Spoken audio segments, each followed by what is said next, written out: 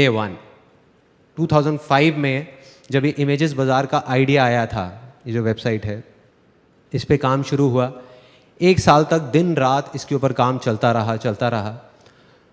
और 1 साल बाद में 2006 में जब इसको लॉन्च किया तो it was a complete disaster, it was a failure.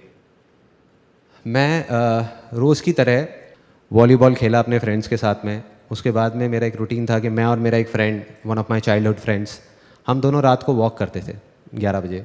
तो मैंने उससे पूछा, मैंने कहा यार एक बात बता, चक्कर क्या है? मैंने तुझे इतनी बार देखा है कि तेरी लाइफ के अंदर इतनी मेजर प्रॉब्लम्स आ जाती हैं, लेकिन अगले दिन तू फिर नॉर्मल हो जाता है।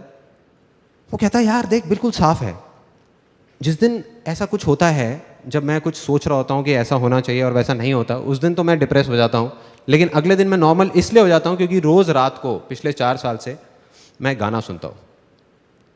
तो मैंने कहा यार उससे क्या होता है? कहता है अभी बताता हूँ क्या होता है, लेकिन कहता है मैं तेरे को गाना नहीं बता सकता कौन सा है, तू बहुत हंसेगा यार, तू मजाक उड़ाएगा मेरा। मैं कहा नहीं बोलना कौन सा गाना है। कहता मुसू मुसू हासी देव में लई लई। इस गाने की खास बात यह है, इस मूवी की खास बात यह है कि इसमें जितनी भी स्टार कास्ट थी वो सारी नई थी। मतलब इसमें कोई भी पुराने एक्टर्स नहीं थे, सारे नए एक्टर्स और एक्ट्रेसेस थे। तो कहता है मैं जब भी इस गाने को सुनता हूँ तो मैं अपनी आंखें बंद कर लेता हूँ और अपने आगे ना एक सिचुएशन को इमेजिन करता हूँ कि हम एक मूवी थिएटर में बैठे हैं, मेरे फैमिली मेम्बर्स मेरे साथ में हैं, मेरे फ्रेंड्स मेरे साथ में हैं, तू है, मैं हूँ, हम सब लोग हैं, और उस बड़ी स्क्रीन पे मैं हूँ।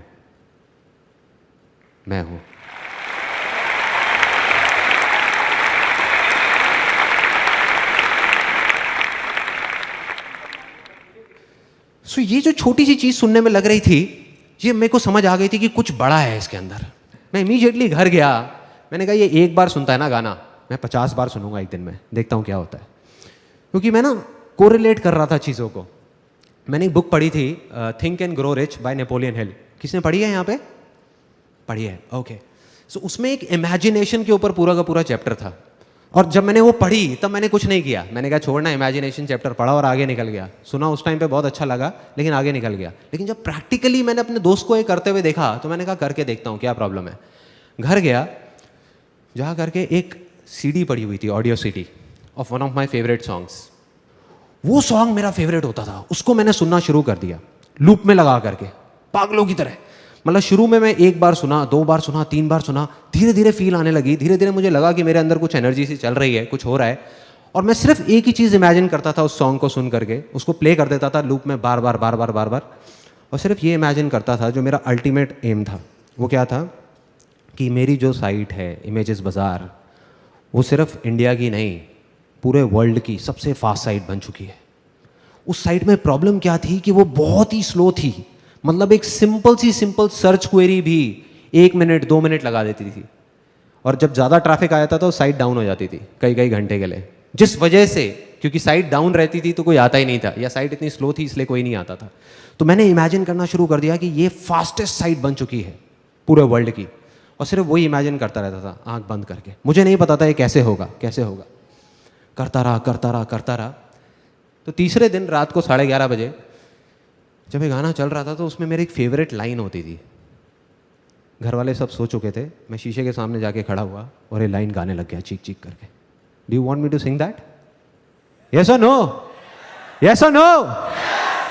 ओके। तो अपने कान बंद कर सकते हो आप लोग अगर चाहो तो, बाद में मत बोलना कि वार्न नहीं किया था मेरे को।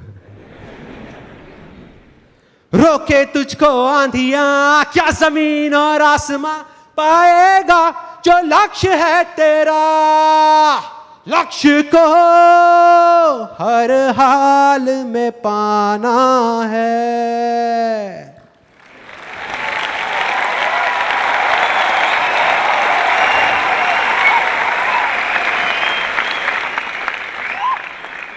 बड़ी अजीब सी लगेंगी ये बातें सुनने में, लेकिन मेरे को पता नहीं ऐसी अजीब चीज़ों में बहुत मज़ा आता है। तो ये जब किया, उधर से बाहर से मेरी मदर की आवाज़ आई, संदीप बेटे तुम अकेले नहीं रहते इस घर में। सुबह 6 बजे मेरी नींद खुली। मैंने ठान लिया, मैंने कहा अब जब तक ये साइट ठीक नहीं हो जाएगी, जब तक मुझे जवाब नहीं मिलेगा, मैं घर नहीं आऊँगा, मैं ऑफिस में बैठा रहूँगा। 8 दिन तक पागलों की तरह नेट पे बैठ करके ढूंढ रहा था, जवाब ढूंढ रहा था कि क्या होगा, कैसे होगा, क्या करूँगा, क्या नहीं। और ढूंढते ढूंढते ढूंढते ढूंढते धीरे धीरे अब मैंने प्रोग्रामिंग सीखना शुरू किया। I learn the basics of programming on my own. I learn how to read codes, I learn how to optimise search queries. आप लोग मेरे से ज़्यादा अच्छे तरीके से जानते होंगे इस बात को। डेटाबेस जो डिज़ाइन था हमारी, जो पूरा का पूरा जो पीछे का स्ट्रक्चर था, वो बिल्कुल बेकार था। तो मैंने जब वो सारा कुछ किया, डेटाबेस डिज़ाइन बनाया पेपर पे ही, अपना पेन पेपर ले करके, ये सब करने के बाद में क्या हुआ, वो जा करके मैं अपनी प्रोग्रामिंग टीम के साथ बैठा, उनको बोला कि ये हमको करना है। उसके बाद में उनको बताया कि इस चीज़ को ऐसे प्रोसीजर्स में कन्वर्ट करो, दिस वाज द प्रॉब्लम, ये प्रॉब्लम, वो प्रॉब्लम, बहुत चीज़ें हुई। 15 दिन बाद वो साइट लॉन्च हुई वापस से रीवैम्प करके, और अब की बार वो साइट नहीं रुकी, चल रही थी। तो वो जो चीज़ 2 मिनट लग रही थी, 1 मिनट लग रहा था, it came down to 1 second, 2 second, मतलब सारी प्रॉब्लम सॉल्व। और जैसे ये चीज़ हुई, उसके 1 महीने के अंदर अंदर, ज़्यादा टाइम नहीं लगा, ट्रैफिक आ गया साइट के ऊपर, लोग आने शुरू हो गए, सेल्स होनी शुरू हो गई, सब कुछ ठीक हो गया, सारी प्रॉब्लम जैसे कभी थी ही नहीं ऐसा लगने लग गया।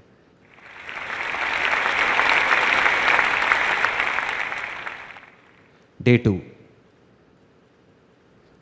हम फैमिली के साथ सब लोग बैठे हुए थे एक रेस्टोरेंट में। It was in the year 2007। अंदर ही अंदर कुछ चल रहा था मेरे, there was something which was going on. और वो क्या था कि हमारा जो बिजनेस था, ये जो इमेजेस बाज़ार था, ये ना ग्रो नहीं कर पा रहा था। It was kind of stuck at the same level. जैसे जो सेल्स जब साइट ठीक हुई उसके बाद एकदम से ऐसे गई, then it was moving like this, एक स्ट्रेट ग्राफ की तरह, मतलब it was not going like this, ऐसे नहीं हो रहा था। उस रेस्टोरेंट से जब खाना खा के हम नीचे उतरे, तो मैं गया उस रेस्टोरेंट के ओनर के पास में, जिनको हम प्यार से मामा बोलते थे, मैं और मेरे सारे दोस्त। उनके पास में गया, मैंने कहा मामा यार एक बात बताओ, यहाँ पे हमारे एरिया में पता नहीं कितने रेस्टोरेंट्स खुले होंगे, उसमें से बहुत सारे तो बंद हो गए और कुछ हैं जो धक्का दे दे करके चल रहे हैं, चलते जा रहे हैं। लेकिन आप हो, आपने एक छोटे से सेटअप से शुरू किया था, एक सिंगल छोटी सी दुकान से, और आज आपने इतना एक्सपैंड कर लिया। मतलब पहले एक दुकान थी, अब आपकी ऊपर इतनी सारी दुकानें ले ली आपने, 2 फ्लोर्स ले लिए, और आप एक्सपैंड करते ही जा रहे हो, इतनी तेजी से ग्रो कर रहे हो। भाई चक्कर क्या है, क्या चक्कर है? मतलब कुछ ना कुछ तो है ना कहानी। तो जैसे एक नॉर्मल रिएक्शन होता है, उन्होंने कहा अरे बेटा कुछ नहीं है, सब ऊपर वाले की कृपा है। मैं कहा नहीं मामा, कुछ ना कुछ है, कुछ तो है। मतलब मैं नहीं मान सकता कि ऐसे ही, मतलब ये तुक्का नहीं हो सकता, ये नहीं हो सकता। और मैंने उनके मुंह पे बोला, मैंने कहा ऐसा भी नहीं है कि आपका जो खाना है वो बहुत टेस्टी है। मैं कहा there are lot of other restaurants जिनका खाना आपसे अच्छा है, फिर भी वो इतना नहीं चल रहे। कहते लगता है तू नहीं मानने वाला। मैंने कहा नहीं। कहते 1 घंटे बाद आइयो, फिर बताऊंगा। तो मैं अपने घर वालों को ड्रॉप करके आया, उन्होंने अपना थोड़ा बहुत काउंटर समेटा, ऊपर सीढ़ियों पे जाने लगे। मैं और वो दोनों गए, उनकी किचन में चले गए।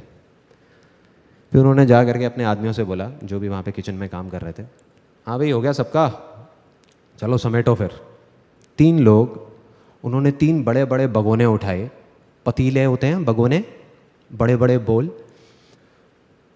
उसमें एक में दाल मखनी थी, एक में ग्रेवी थी, एक में थोड़ा डार्क से कलर की ग्रेवी थी।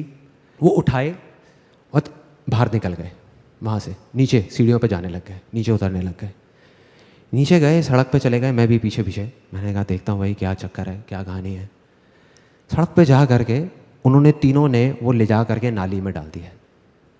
मेरे को समझ नहीं आया, मेरे को अभी भी क्लियर नहीं हुआ। मैंने कहा ये क्या है मामा, ये इससे आपकी सक्सेस का क्या कनेक्शन है? तो उन्होंने एक ऐसी लाइन बोली कि मैं हिल गया, कि मैं हर रोज अपनी तसल्ली के लिए अपने पैसे को नाली में बहा देता हूं। उन्होंने बोला और वहां से चले गए। मैं वहीं खड़ा रह गया, मैं सोच रहा था। मैंने कहा इसका क्या मतलब है? मैं घर गया, नींद नहीं आ रही थी, सोचता रहा, दिमाग चल रहा था। मैंने कहा इसको ब्रेक कर करके समझना पड़ेगा, एक बार में पूरा समझ नहीं आएगा। तो उसका पहला पार्ट कि मैं हर रोज, मैंने कहा समझ आता है, इसका मतलब यहां तक समझ आता है, अपनी तसल्ली के लिए। ये सेकंड पार्ट था उसका। मतलब कि वो ये जो कर रहे हैं वो अपनी तसल्ली के लिए कर रहे हैं। इसका क्या मतलब हुआ कि वो किसी और की तसल्ली के लिए नहीं कर रहे। कोई और कौन? मैं, जो उनके रेस्टोरेंट में खाना खाने जाता हूँ, या मेरे जैसे और बहुत सारे लोग, मतलब कि उनके कस्टमर्स। यहाँ पे बात कर रहे हैं सेल्फ सेटिस्फैक्शन की, ये अपनी तसल्ली की बात कर रहे हैं, कस्टमर सेटिस्फैक्शन की बात नहीं कर रहे।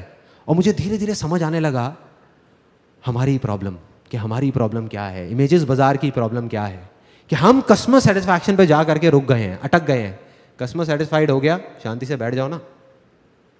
तो इस वजह से हम शांति से बैठे हुए थे, हमने कहा हाँ सब सही है सही है सही है। तो यहाँ पे समझ आने लगा, मेरे को समझ आने लगा कि मुझे क्या करना है। और उसका जो लास्ट पार्ट था उनके डायलॉग का, कि मैं अपनी तसल्ली के लिए अपने पैसे को नाली में बहा देता हूँ, इस डायलॉग ने मुझे हिला के रख दिया अंदर तक।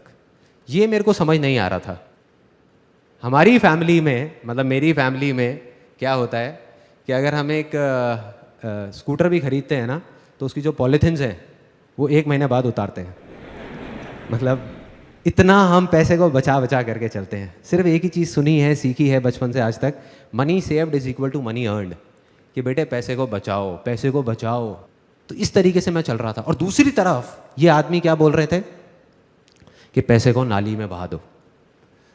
समझ आया, मैंने कहा कि यही दम चाहिए, ये करना है किसी तरीके से, और अगर मैंने ये कर दिया तो काम हो गया। मैं गया, जा करके अपने ऑफिस में सबकी मीटिंग बुलाई, जा करके उनको बोला, मैंने कहा अब से हमें अपने पैसे को नाली में बहाना है। तो सब मेरी शक्ल देख रहे बैठ करके, कहते ये क्या बोल रहे हैं।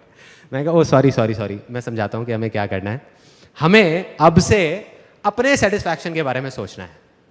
तुम्हारा सेटिस्फैक्शन, मेरा सेटिस्फैक्शन, हमारा सेटिस्फैक्शन। एक दिन में हम अगर 100 इमेजेस भी शूट कर सकते होंगे तो हम सिर्फ 25-30 इमेजेस करेंगे। लेकिन वो 25-30 इमेजेस ऐसी होनी चाहिए कि आंखें फट जाएं देख करके, तुम्हारी भी और मेरी भी। तुम सिर्फ ये बताओ कि तुम्हें किस तरह का शूट करने में मजा आएगा, ऐसा क्या होना चाहिए कि तुम्हें मजा आए। छोड़ो क्लाइंट को, छोड़ो मुझे, पैसा कितना भी लग जाए, बह जाए, कोई टेंशन नहीं है। कहते सबसे पहले हमको फोटोग्राफी इक्विपमेंट्स जो हैं वो नए लेने होंगे। अभी हम इंडियन यूज़ कर रहे हैं ज़्यादातर, लाइट्स और ये वो सारी चीज़ें। कहते वो अगर हम इंटरनेशनल ले लेते हैं जो बहुत एक्सपेंसिव है तो हमारी क्वालिटी बढ़ सकती है। मैंने कहा ले लो, डन। मैंने कहा कल ही लो, परसों तक भी नहीं रुकेंगे। वो हो गया। मैंने कहा और क्या कर सकते हैं। कहते और हम जो लोकेशंस हायर करते हैं अपने शूट के लिए, वो अभी हमारा एक बजट है 5-7 हज़ार रुपये का, अगर हम उसको बढ़ा देते हैं। मैंने कहा कितना बढ़ाना है। कहते 20-25 हज़ार रुपये में बहुत अच्छी लोकेशन आ सकती है। मैंने कहा करो।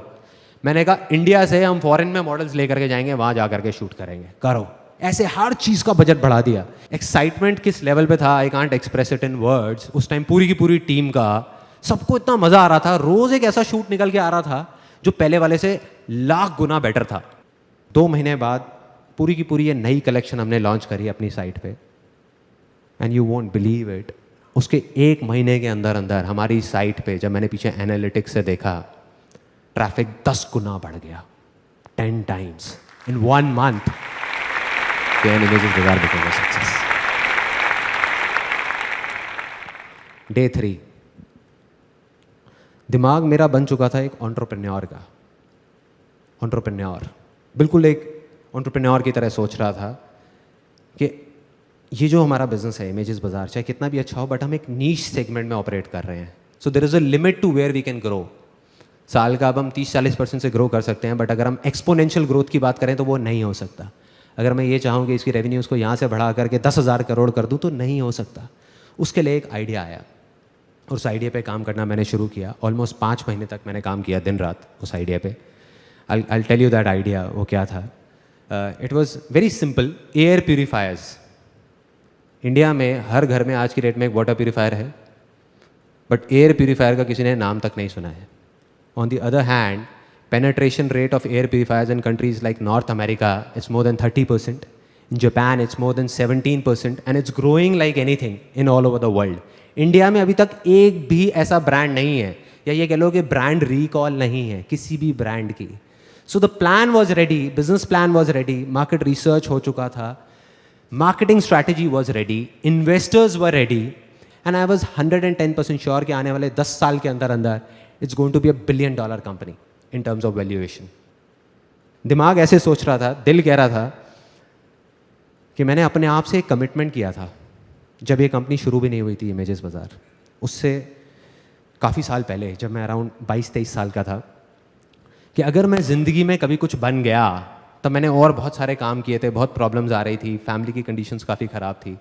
तो मैंने कहा था अपने आप से कि अगर मैं कभी कुछ बन गया ज़िंदगी में, तो मैं अपने तक नहीं रखूँगा उन सारे एक्सपीरियंसेस को, शेयर करूँगा पूरी दुनिया के साथ, वैसे लोगों के साथ जो मेरी तरह ही कुछ करना चाहते हैं।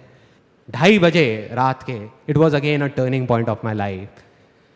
वो बिज़नेस प्लान को मैंने फाड़ा, मार्केटिंग स्ट्रैटेजीज़ की पूरी फाइल बनी हुई थी उसको फाड़ा, जो इन्वेस्टर्स के सारे डॉक्यूमेंट्स थे सबको फाड़ा, ले जा करके डस्टबिन में डाला, अपना हैंडी कैम ऑन किया। मतलब मैंने अपने दिल की सुनी, दिमाग की नहीं। उस टाइम पे हैंडी कैम ऑन किया और जो मन में चल रहा था वो रिकॉर्ड कर दिया कि अब मैं ये करने वाला हूँ, वो करने वाला हूँ, मैं ये करूँगा, वो करूँगा। अगले दिन उसको एडिट करके यूट्यूब पे डाल दिया उस वीडियो को, और ऐड निकाल दी न्यूज़पेपर में, free life changing seminar by Sandeep Maheshwari. और एक ऐसी चीज़ करी जिसका मुझे कुछ नहीं पता था क्या होने वाला है, मन में डर था, बहुत कुछ था, लेकिन मैंने सिर्फ अपने दिल की सुनी, क्योंकि पूरी ज़िंदगी मैंने यही किया था। तो मैंने कहा अब मैं अपने दिमाग की नहीं सुनने वाला। और उसको करना शुरू किया। शुरू में बहुत छोटे लेवल पे, ऑफिस में ही एक छोटी सी जगह बना ली, वहाँ पे सिर्फ 20-25 लोग आते थे। मतलब कुछ था, मुझे नहीं पता था इसको करके क्या होने वाला है, पागलपन था, बेवकूफ़ी थी। ऑफिस में भी सब सोच रहे थे क्या हो रहा है, क्यों हो रहा है। घर वाले कह रहे थे क्या कर रहा है, क्यों कर रहा है, फ्री के सेमिनार्स, क्या फंडा है यार। और open to anybody and everybody, कोई भी आए, कहीं से भी आए। पहले 25 लोग आए, धीरे धीरे वर्ड ऑफ माउथ स्प्रेड हुआ। उसके बाद में 30-40 लोग आने लगे हर हफ्ते, 50 लोग आए, 100 लोग आए। उसके बाद में जगह कम पड़ने लग गई, तो हमने एक ऑडिटोरियम हायर करना शुरू कर दिया दिल्ली में। वहाँ पे हर हफ्ते के 400-500 लोग आते थे। उसके बाद में finally 20th October I conducted my last life changing seminar. और मुझे वो मोमेंट याद है जब पूरा स्टेडियम भरा हुआ था और मैं वहीं साइड में खड़े होकर के देख रहा था। It was kind of unbelievable for me. मुझे समझ नहीं आ रहा था ये हो क्या रहा है, कहाँ कहाँ से लोग आ रहे हैं, कौन कौन है, मैं किसी को जानता नहीं, पहचानता नहीं। और जब मैं वहाँ से नीचे उतरा तो लाइफ में पहली बार मैं रोया था। मेरे साथ में और हज़ारों लोग उस स्टेडियम में बैठे थे। कुछ ऐसा हुआ था उस दिन जो मैं अभी एक्सप्रेस नहीं कर सकता, मैं एक्सप्लेन नहीं कर सकता क्या था वो वर्ड्स में। लेकिन फिर भी अगर मैं कोशिश करूं एक्सप्रेस करने की, वो कुछ ऐसी है फीलिंग कि अगर अभी आप मुझे ऑप्शन दो कि या तो ये 10 प्राइवेट जेट हैं, ये मैं रख सकता हूं, या ये जो मेरी फीलिंग है, जो मैं अभी फील कर रहा हूं, या जो मैंने तब फील किया, ये सब करके जो मैं कर रहा हूं, इन दोनों में से किसी एक चीज को मैं रख सकता हूं और दूसरे को मुझे बस हटाना होगा, तो मैं 1 सेकंड भी नहीं लगाऊंगा, आग लगा दूंगा 10 के 10 प्राइवेट जेट्स में। यह है मेरे लिए सक्सेस आज के टाइम में। क्योंकि ना मुझे अब जाकर के असली सक्सेस जो है उसका मतलब समझ आ गया है।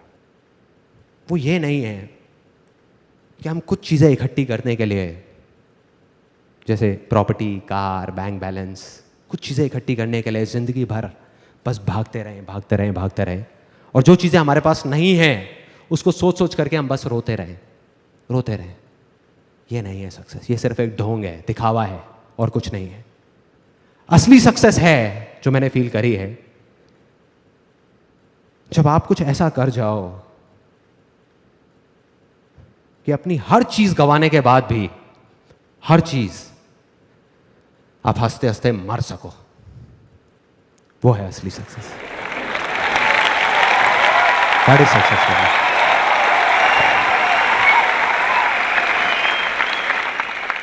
थैंक्स।